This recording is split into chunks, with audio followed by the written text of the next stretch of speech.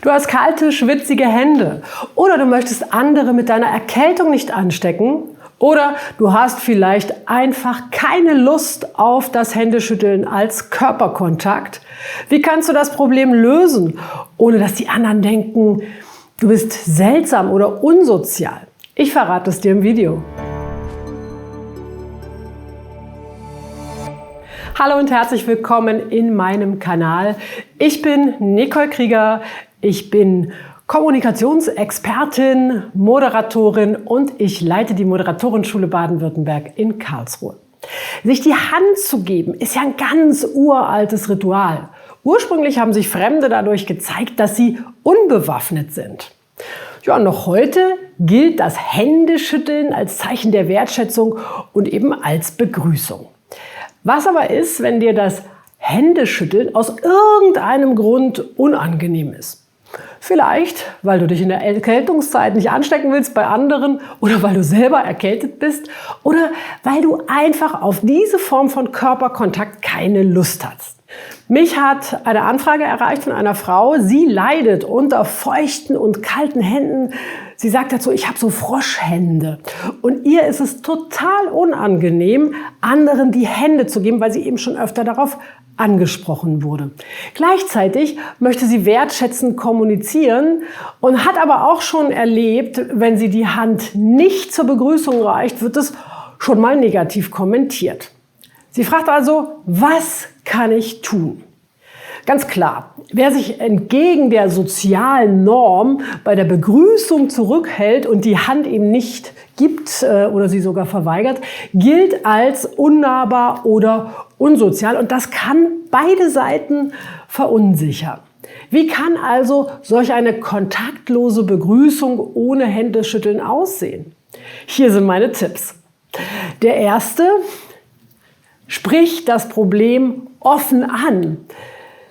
Ja klar, das geht natürlich vor allem in einem offenen Umfeld ganz gut, beispielsweise im Kollegenkreis oder im Freundeskreis. Und wenn du hier ganz klar und freundlich sagst, du hör mal zu, ich habe kalte Hände oder ich leide an der Neurodermitis oder ich bin erkältet oder was auch immer und ich möchte heute einfach dir nicht die Hand geben, weil es mir unangenehm ist, dann sollte das in einem gesunden und wertschätzenden Umfeld überhaupt kein Problem sein. Offenheit kommt auf jeden Fall besser an, als wenn du einfach insgeheim deine Hand nicht reichst. Ich finde auch, wenn du das mit einer Prise Humor machst und irgendeinen witzigen Spruch dazu hast, dann kann das noch besser ankommen.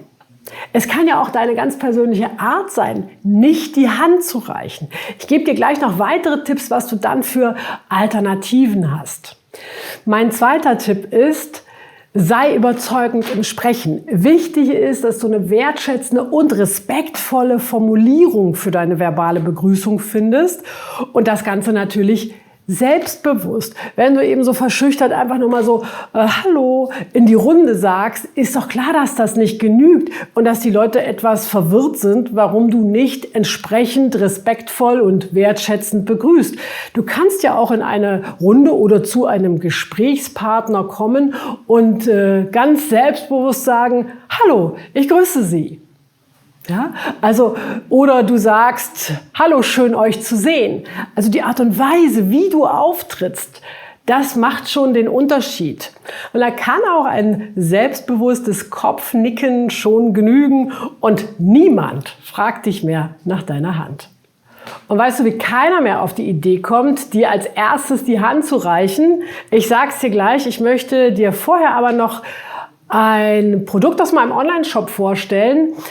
Und das könnte ganz gut für dich passen, weil da geht es auch um Nervosität. Viele Menschen haben ja feuchte Hände, weil sie sich so ein bisschen unsicher fühlen oder weil sie in bestimmten Situationen nervös sind. Und in solchen Situationen schleicht sich auch etwas in die Sprache ein. Und zwar sowas wie Füllworte oder Fülllaute, Und wenn du das hast, dann wird deine Überzeugungskraft und dein Selbstbewusstsein nach außen noch einmal als geringer wahrgenommen. Und genau für dieses Thema habe ich ein ganz großartiges Videotutorial gemacht. Und da gibt es ein ganz tolles Handout, wo du Übungen machen kannst, damit du die Äms, die Öms und die Fülllaute loswirst und eben mehr Sicherheit hast im Sprechen. Und das wirkt sich dann auch insgesamt auf die Sicherheit aus und somit werden vielleicht auch deine feuchten Hände besser. Und jetzt nochmal zu dem Gedanken, was du tun kannst, damit dein Gegenüber gar nicht erst auf die Idee kommt, dir die Hand reichen zu wollen. Dazu musst du nämlich eine Alternative der Begrüßung haben.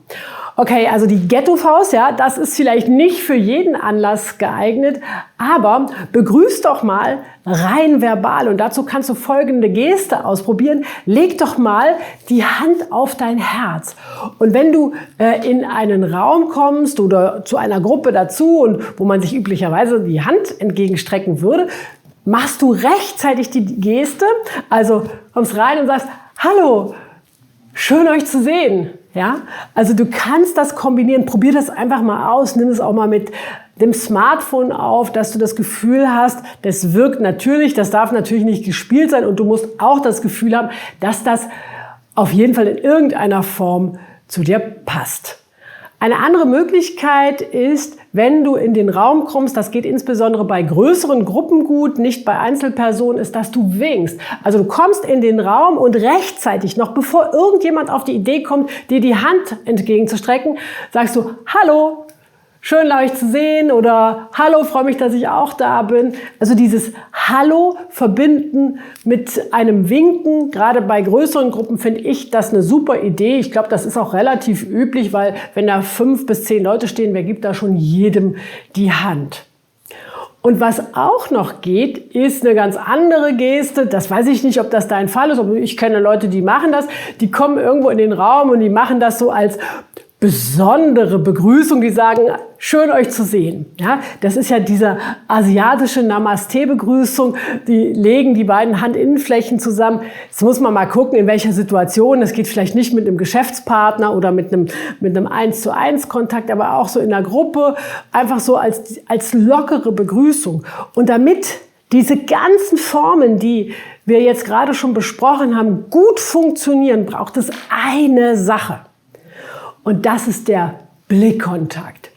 Ich persönlich finde, Blickkontakt ist viel wichtiger als Körperkontakt, weil wir über die Augen signalisieren, ich bin in Kontakt mit dir, ich bin interessiert an dir, ich schätze dich. Und ich will etwas von dir hören. Und deswegen finde ich diesen Blickkontakt so wichtig. Und egal, was du jetzt ausprobierst von all diesen Dingen, die ich dir genannt habe, schau, dass du den Menschen wirklich in die Augen schaust. Und dann erwarten sie gar nicht zwangsläufig, dir die Hand zu geben. Und ich finde, Freundlichkeit, Offenheit, interessiert sein und Selbstbewusstsein ist doch die Basis dafür, dass so ein Kontakt, so eine Begrüßung gelingt und das Händeschütteln muss man dafür nicht haben. Und das hatten wir ja in der Pandemie auch lange, dass es ohne Händeschütteln ging. Und klar, da war es auch sozial akzeptiert, weil es irgendetwas Größeres gab und Vorgaben, dass man das jetzt nicht machen soll.